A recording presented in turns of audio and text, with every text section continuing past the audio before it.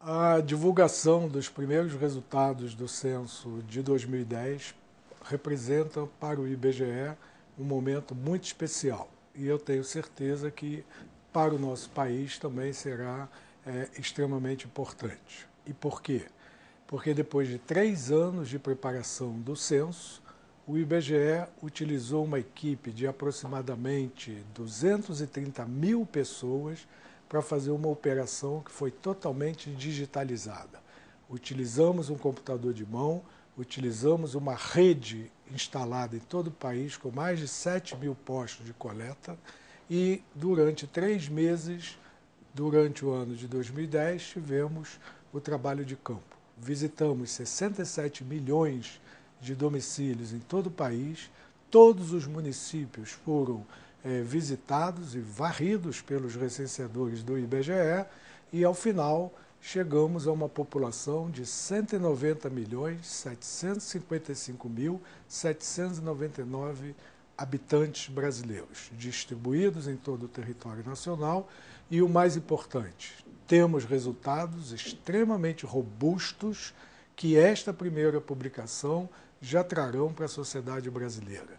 Mostraremos, a partir desses dados, como teremos que pensar o Brasil do futuro, um Brasil que os dados do censo já estão mostrando que é um país que envelheceu, cada vez mais a expectativa de vida da nossa população está aumentando.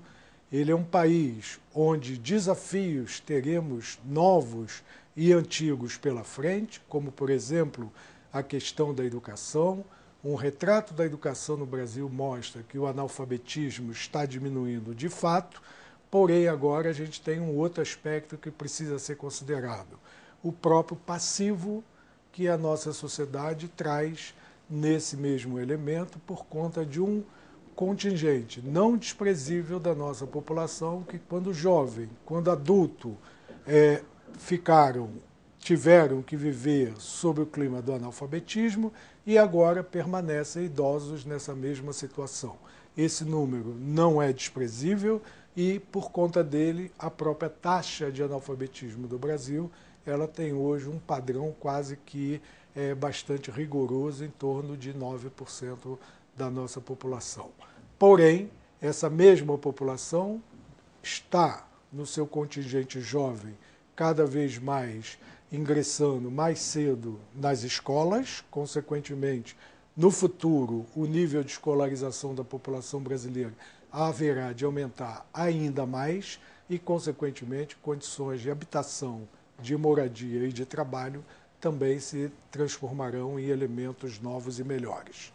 O censo de 2010 já traz resultados revelando que as condições de habitação da população brasileira, em que pese as desigualdades ainda existentes, elas melhoraram em todas as regiões do nosso país. Da mesma forma, a própria distribuição da renda, como nós poderemos ver pelos resultados da sinopse do censo de 2010, em que, comparativamente com o censo do ano de 2000, o IBGE está mostrando que a distribuição de renda da nossa sociedade ela está evoluindo para melhor. Entretanto, repito, os desafios permanecem porque a velocidade para reduzir essa própria desigualdade precisará aumentar ainda mais. Temos outras informações no próprio censo que também são novidades para o público, mas, na verdade, o IBGE, ao longo de toda a década, já vinha chamando a atenção. Dentre elas, o fato de que cada vez mais o tamanho da família brasileira está diminuindo. E como eu posso representar isso através do indicador produzido pelo censo? O número médio de pessoas que residem num domicílio hoje está na casa de 3,3 moradores por domicílio. Comparativamente com o censo de 2000, nós falávamos em 3,8 moradores por domicílio. Esse dado é importante, principalmente quando também olhamos que em cerca de 1/3 dos domicílios brasileiros, encontramos residindo neles apenas uma ou somente 2 pessoas nesses domicílios. Ou seja, A família brasileira está encolhendo. E isso é produto de um fenômeno que nós temos acompanhado ao longo da década e ao longo de décadas, que é a redução da taxa de fecundidade da população brasileira. Ou seja, o número médio de filhos que a mulher brasileira tem na década atual é muito menor do que o que nós tínhamos nos anos 40, 50, 60 e até mesmo os anos 70. Então, uma análise, todos os dados do censo ao longo de décadas vem revelando uma evolução positiva do nosso país, da nossa sociedade e das condições de habitação. Entretanto, desigualdades ainda permanecem e é exatamente isso que os primeiros resultados definitivos do censo trarão para a sociedade brasileira. Um país que evoluiu, mas que ainda há muito o que fazer daqui para frente. E para produzir todos esses indicadores com essa divulgação dos resultados definitivos do censo, o IBGE realizou internamente também um grande esforço, tanto do ponto de vista metodológico quanto do ponto de vista tecnológico.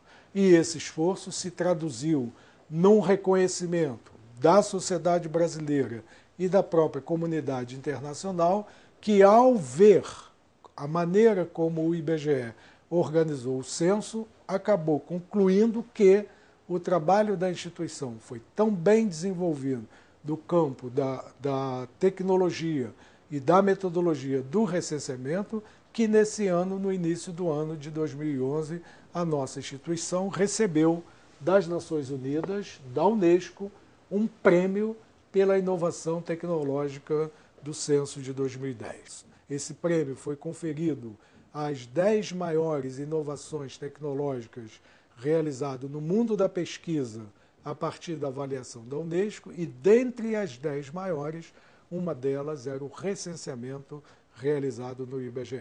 Isso é extremamente importante porque valoriza a imagem do país para fora, promove o reconhecimento do esforço da nossa equipe técnica e, internamente, tão importante quanto isso foi o fato de que todas as instâncias da nossa instituição, seja aquela voltada para a produção da estatística, seja das geociências, seja da informática e seja da organizacional da própria instituição, o que todos nós vimos é que o patamar de conhecimento tecnológico e metodológico do IBGE hoje é algo que é motivo de orgulho da nossa instituição e, ao mesmo tempo, reconhecido internacionalmente como a instituição reconhecida como uma instituição de ponta no campo da tecnologia e da metodologia. Tudo isso nós conseguimos graças a uma brilhante equipe de servidores da instituição que foi apoiada por esse exército de 230 mil